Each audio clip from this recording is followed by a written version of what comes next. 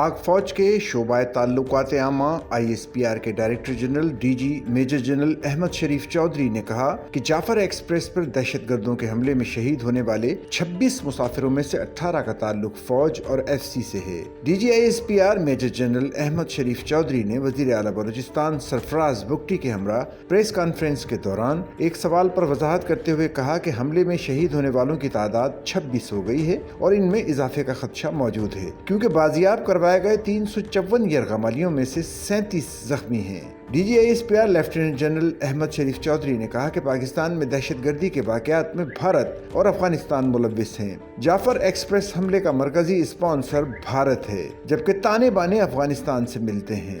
DG ISPR ने कहा कि जाफर एक्सप्रेस पर हमले में दहशतगर्दों ने इंतहाई मुनज़्ज़म कार्रवाई की और इंतहाई दुश्वार गुजार रास्ते का इंतखाब किया।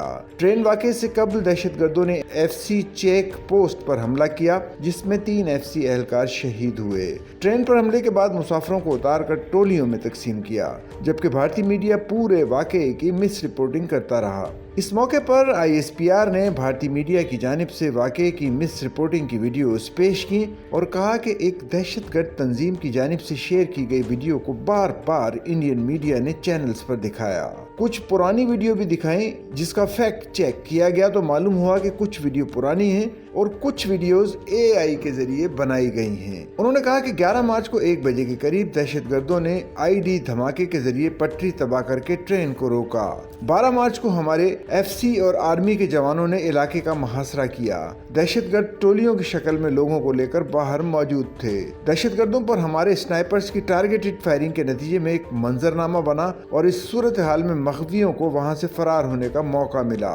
उन्होंने इसकी एक वीडियो भी पेश की। DG ISPR ने कहा कि यह ऑपरेशन बहुत एहतियात के साथ किया गया।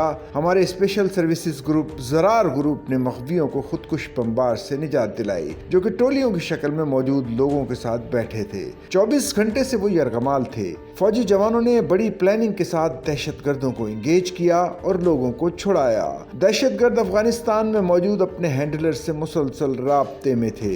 एक ग्रुप ने बच्चों और खवातीन को ट्रेन के अंदर रखा। दहशतगर्दों के पास बैरून मुल्क का असलहा भी मौजूद था।